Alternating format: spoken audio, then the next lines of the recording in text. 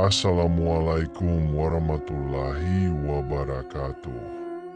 Penonton dan pendengar setia kisah horor 24. Di sebuah desa kecil bernama Sukamaju, tersebar cerita menyeramkan tentang dua sosok misterius, Nenek Gayung dan Kakek Cangkul. Meskipun nama mereka sering disebut dalam obrolan penduduk desa, tidak ada yang benar-benar tahu asal-usul mereka.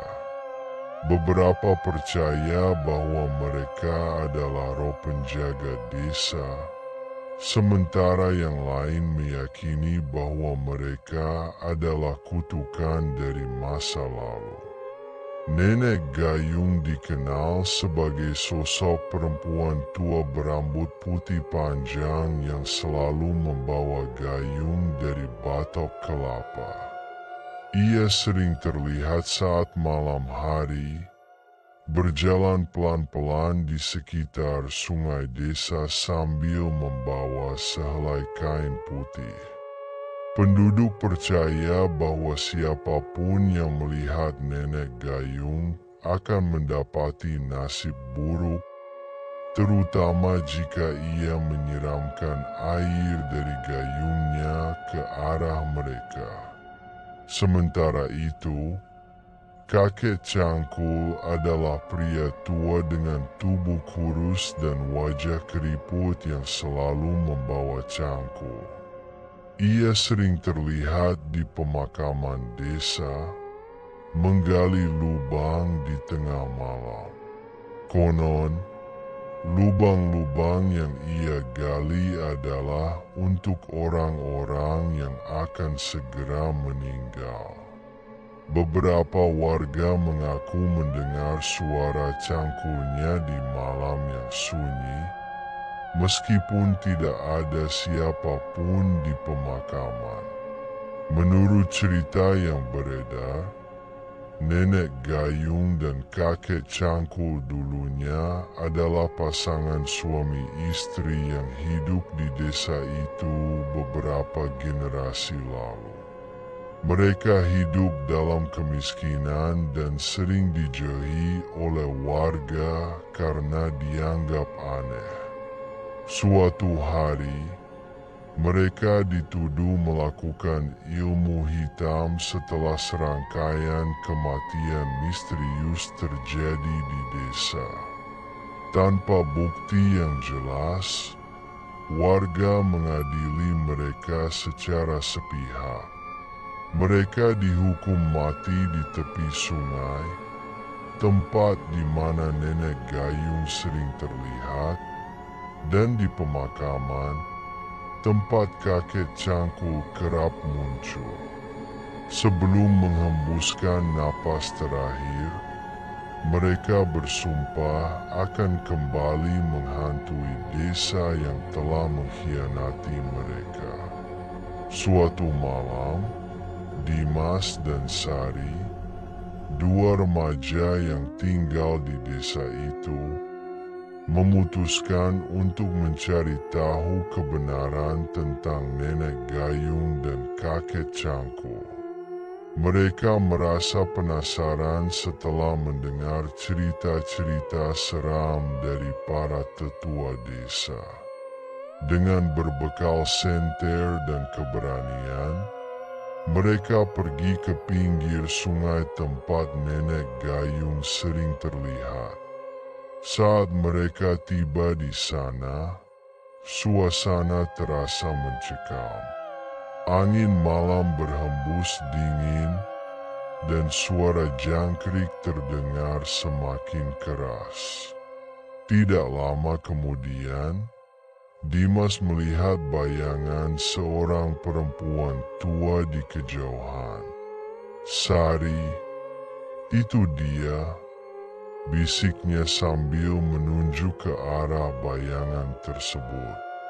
Nenek Gayung berdiri di tepi sungai, memandangi air yang mengalir dengan tatapan kosong.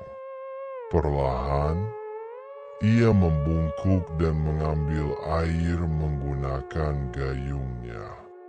Dimas dan Sari terdiam, tak berani bergerak. Namun, tanpa diduga, nenek gayung menoleh ke arah mereka. Wajahnya terlihat pucat dan matanya kosong. Dengan gerakan perlahan, ia mulai berjalan mendekati mereka. Dimas dan Sari segera berlari menjauh menuju pemakaman, berharap bisa bersembunyi. Namun, di sana, mereka justru menemukan kakek cangkul yang sedang menggali lubang. Cahaya bulan memperlihatkan sosoknya yang membungkuk dengan gerakan lambat.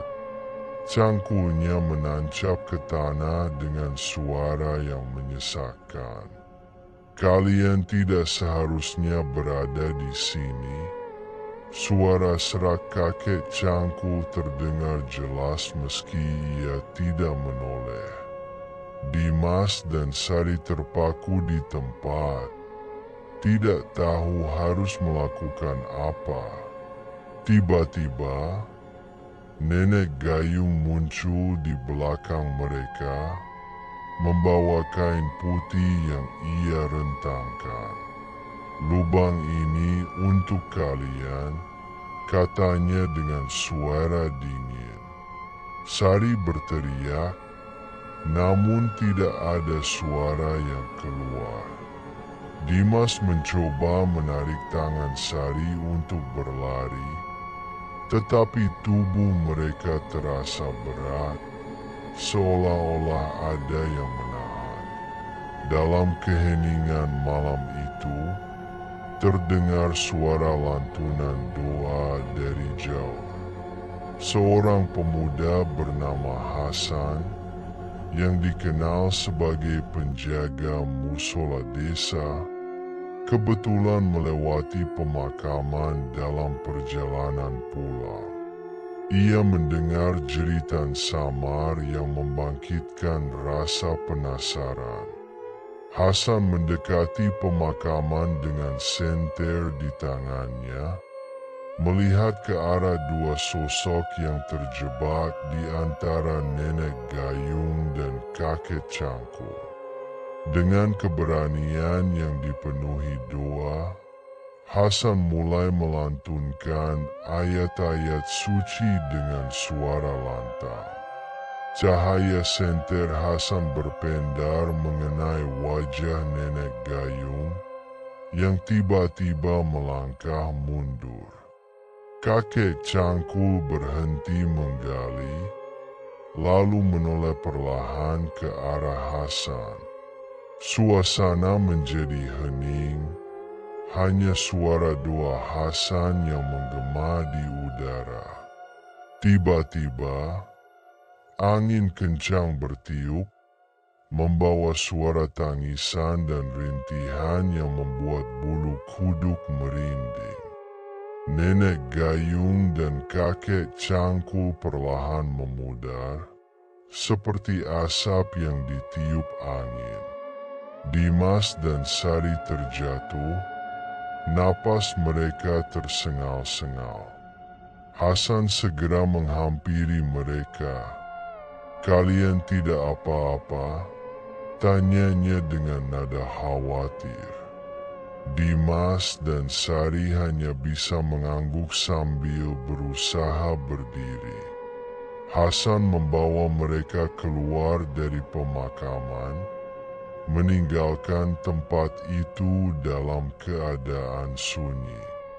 Pagi harinya, Dimas dan Sari menceritakan pengalaman mereka kepada warga desa. Hasan menambahkan bahwa doa dan keberanianlah yang membuatnya mampu menghadapi nenek gayung dan kakek cangkul. Sejak saat itu, warga desa memutuskan untuk rutin mengadakan doa bersama di pemakaman untuk menjaga kedamaian arwah-arwah yang gentayangan. Namun, legenda tentang nenek gayung dan kakek cangkul tetap hidup. Meski tidak ada lagi kejadian aneh, beberapa warga mengaku masih mendengar suara air gayung yang menetes di sungai atau suara cangkul yang mengeruk tanah di tengah malam. Cerita ini menjadi pengingat bagi penduduk desa untuk selalu menghormati yang telah tiada dan menjaga keharmonisan dengan alam serta dunia tak kasat mata. Beberapa bulan setelah kejadian itu, Desa Sukamaju mulai menarik perhatian wisatawan dan peneliti supranatural. Sebuah tim peneliti dari kota datang untuk menyelidiki fenomena yang menjadi buah bibir. Tim tersebut dipimpin oleh Dr. Ratna, seorang pakar antropologi yang tertarik pada cerita rakyat dan fenomena spiritual. Dr. Ratna mengadakan wawancara dengan Hasan, Dimas, dan Sari untuk mendengar kisah mereka secara langsung. Ia juga meminta izin kepada kepala desa untuk melakukan penelitian di pemakaman dan sungai tempat legenda itu berasal. Meskipun beberapa warga merasa was-was, mereka setuju dengan harapan bahwa penelitian itu bisa mengungkap kebenaran. Pada malam pertama penelitian, tim Dr. Ratna memasang alat-alat pengukur energi di sekitar sungai dan pemakaman. Mereka juga menempatkan kamera inframerah untuk merekam aktivitas yang mungkin terjadi. Malam itu, Dr. Ratna dan asistennya mendengar suara air mengalir yang tidak biasa di sungai, meskipun tidak ada angin atau hujan. Ketika mereka memeriksa rekaman kamera, terlihat bayangan samar seorang perempuan berdiri di tepi sungai, memandangi kamera sebelum menghilang begitu saja. Tim menjadi tegang, namun Dr. Ratna tetap tenang. Ini baru permulaan, katanya, mencoba menyemangati timnya. Sementara itu, di desa, beberapa warga mulai mengalami mimpi aneh.